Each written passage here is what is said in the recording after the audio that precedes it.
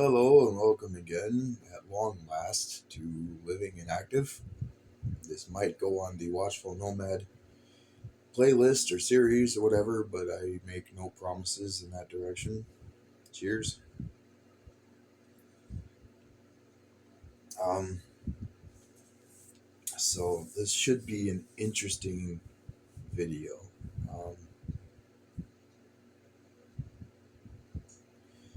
the other day, there's here in my town, there's been a series of uh, live performances of regional artists, musicians at a local hotel.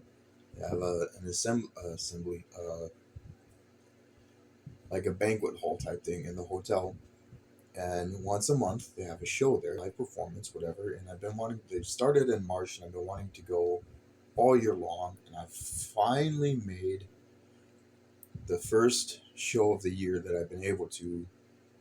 Whatever night the 15th was, Tuesday, maybe.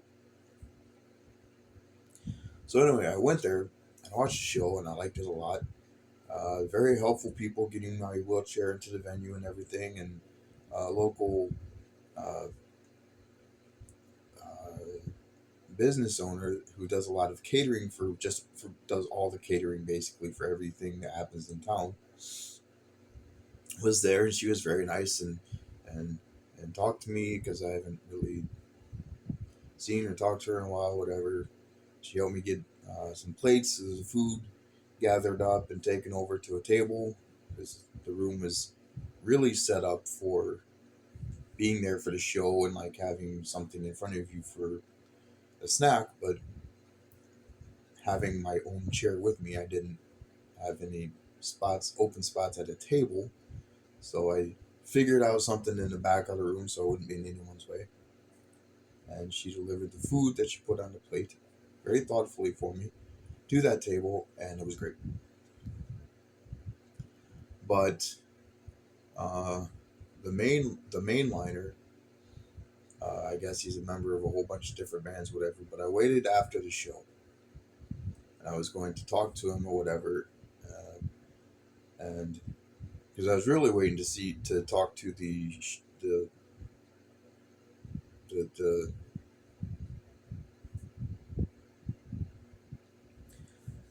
head honcho, the guy that runs the organization that was actually sponsoring the musical events. I was waiting to talk to him. He's a very busy man. I had told him I was waiting to talk to him after the show, but I might have to go to next month's show and remind him, and then maybe on the second attempt I'll have a chance to talk to him. But I wanted to share with them some of the things that I've been trying to do to help myself and others with a disability to get into music if they don't think they can. Try to figure out what they can play. You guys maybe know the story, maybe you don't. But I was talking to uh, the main liner, the main act after his set, and I started telling him, and he's like, "Well," he's like, I like what you want to do, but I'm sort of concerned that you got rid of your guitars." I said, "Really?" He said, "Yeah." He said, "I work with people with traumatic brain injury, and I do exactly what you're trying to do with people with traumatic brain injury."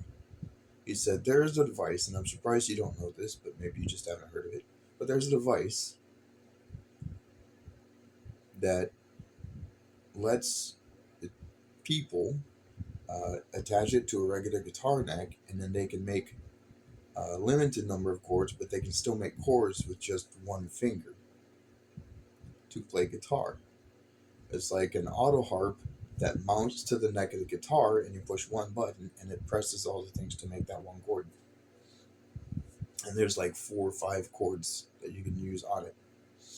And I suppose you could get more if you can figure out how to position the device on the neck to get to the like probably a higher register of the same chords. But he said he's like, you should find one, you should get one, slap it on a guitar, and see if you still want to give up guitar. And I said, well, That sounds amazing. And since you are a successful touring musician that plays for multiple bands all over the country, and since you actually do this and you are telling me about this, I'm going to assume that it's not a piece of garbage, a gimmick, or anything. So thank you very much for the tip. I bought an LP from him because I like his music anyway, and he had good information.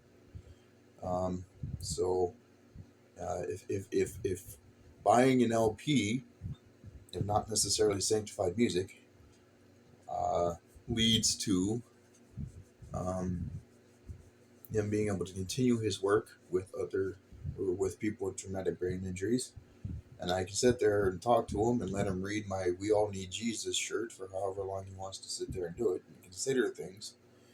Um, then I call that a win. So I came home from the show. Still haven't listened to the record because it's been busy. But I came home from the show and I ordered the device. I found it on Amazon. It was $21, I think, after all the fees and add-ons and everything. Um, and then I realized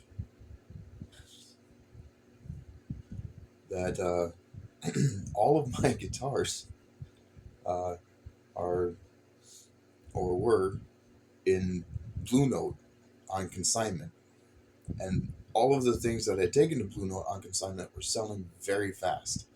So as soon as the store opened the next morning, I drove. Not as soon as I had an appointment earlier in the day too. By the way, that's going to be another video.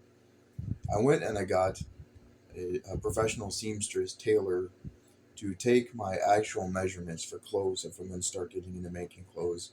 And the things that I learned with the numbers that she wrote down on the paper for the dimensions of my body were informative, to say the least.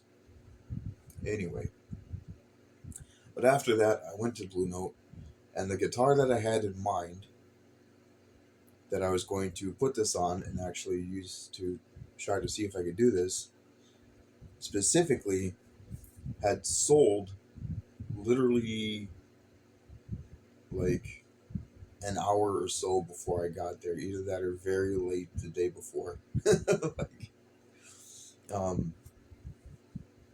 the running comment now when I go to Blue Note is that someone had just bought so and so of the list of instruments that I put in consignment there, and it just happened.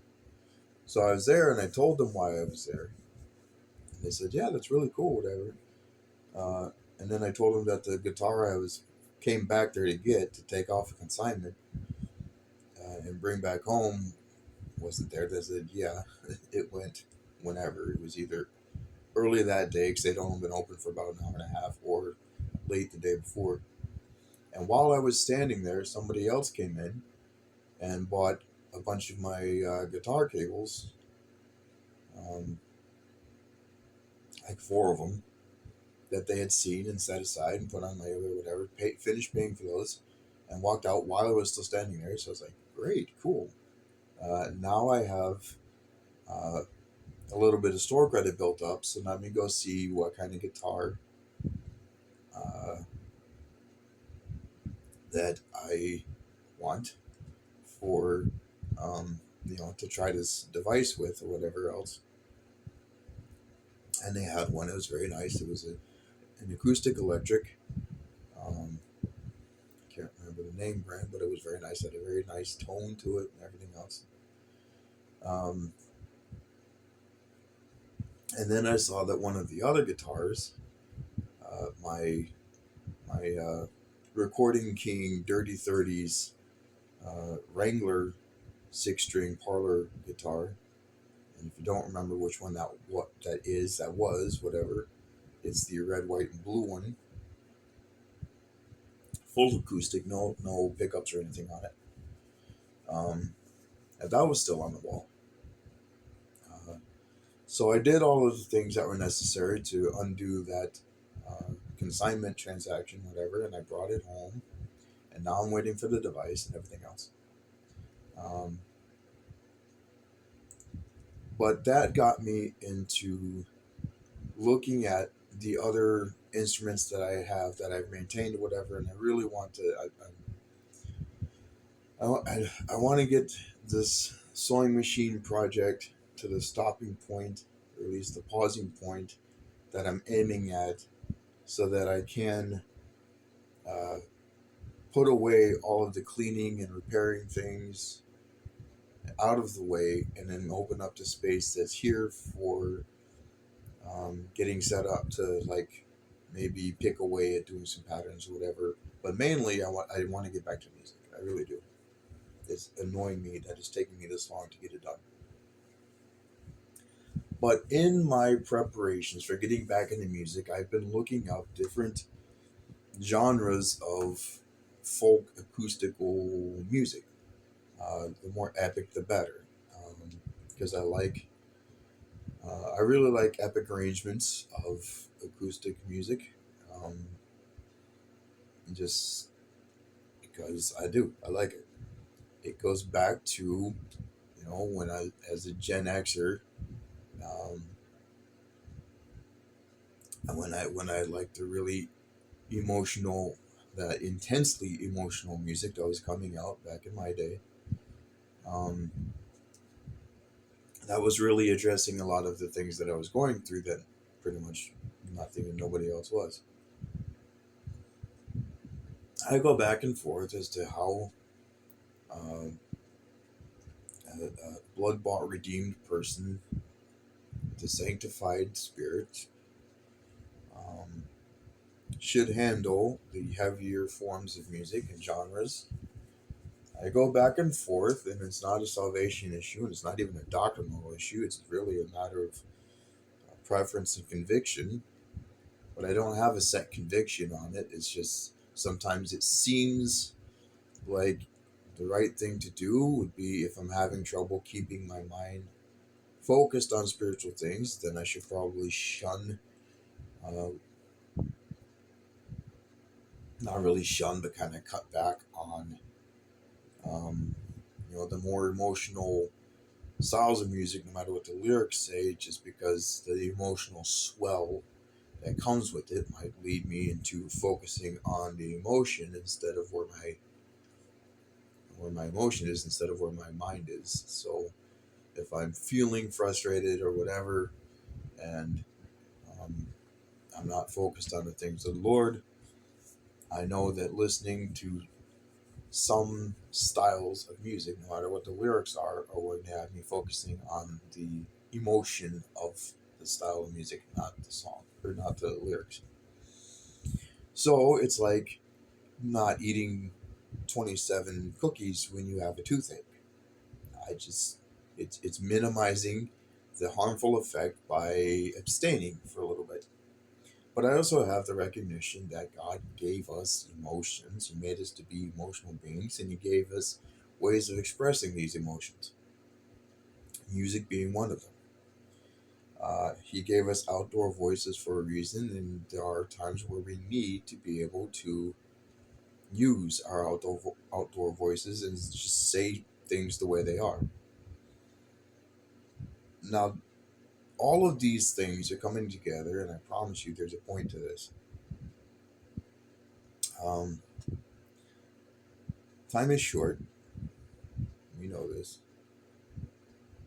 and I'm seeing as I go through, like just preparing to get into learning and playing um,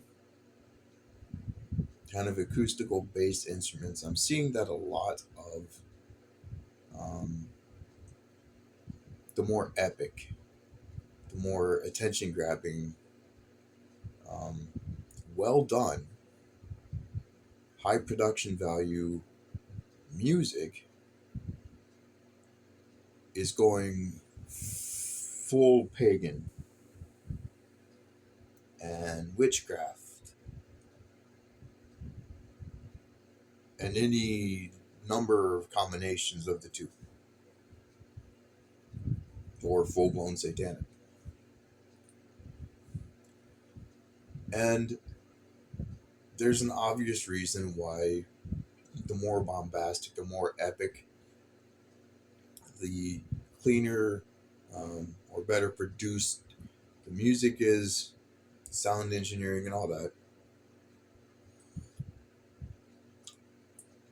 the higher appeal it's going to have to the people who um,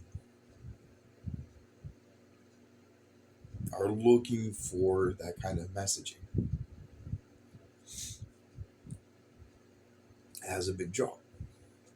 Why can't I heard a capital P pastor ask in a sermon one day, it's like, well, why can't Christians have good music? And he has a point. I mean, it's like, we all grew up listening to, like,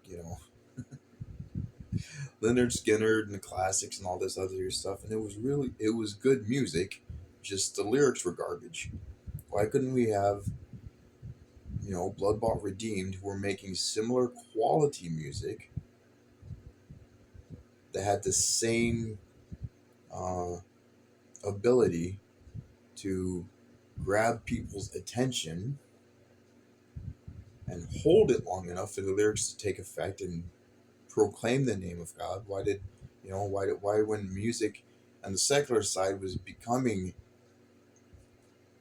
vastly powerful, did the redeemed of the Lord decide to switch all the way over into, well, let's make sure we don't listen to or play anything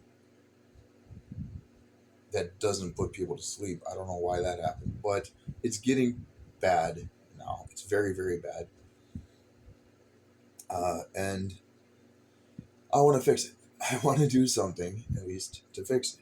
The library project that I had in mind to, you know, kind of keep a weather eye on as it progressed and as the annex of the building got built, and get ready to actually start pulling people together that be interested in uh, analytical hermeneutics, the live version, sitting around the Word and discussing the Word and actually dealing with people's conceptions, misconceptions, charges against God based in faulty view of Scripture. I want to do all of that, but the building project, as excited as I was about it before July 4th, has been delayed, and has been delayed for something that could be a very extensive delay.